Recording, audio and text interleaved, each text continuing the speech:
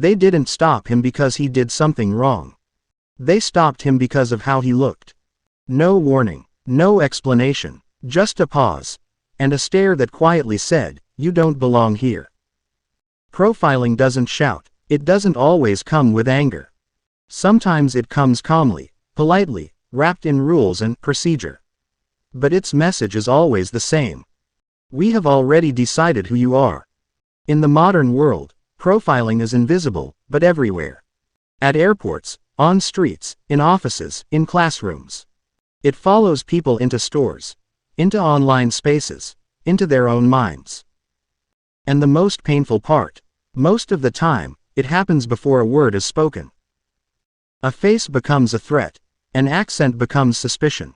A name becomes a question mark. People call it security. Others call it instinct. But those who live with it know the truth. It is fear, pretending to be logic.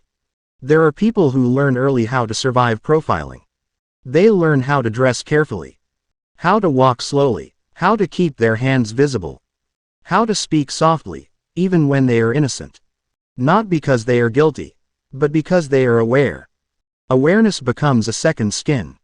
Heavy, unforgiving. Profiling does not end at the moment of judgment. It continues long after. It teaches people to shrink themselves, to over-explain their existence, to rehearse normality. And while one group carries this weight, another group rarely notices it exists. That's how profiling survives. Not through cruelty alone, but through ignorance. The media feeds it. Headlines repeat the same faces, the same stories, the same words. Slowly, the image hardens. And once a group is seen as dangerous enough times, the world stops asking questions. Today, profiling has learned a new language. Data, algorithms, surveillance. Machines now make decisions that once belonged to people. Who gets searched? Who gets flagged? Who gets watched? But machines don't think. They learn. And they learn from us. Every bias we ignore, every stereotype we excuse, is quietly passed on, coded into systems that never forget. Profiling becomes faster, colder, and harder to escape. But the deepest damage is not physical. It is psychological. It is the feeling of being misunderstood before being known. Of being judged before being heard. Of walking through life knowing that at any moment, you may be reduced to a label. It breaks confidence. It steals safety. It turns ordinary moments into quiet battles.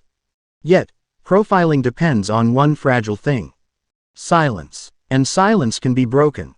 Every honest story challenges a lie. Every real conversation weakens a stereotype. Every moment of curiosity disrupts fear. Profiling ends where humanity begins.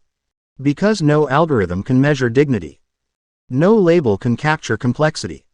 And no profile can fully define a person. One day, you may be the one watching. Another day, the one being watched. And when that moment comes, the question will not be about who they are. It will be about who you choose to be.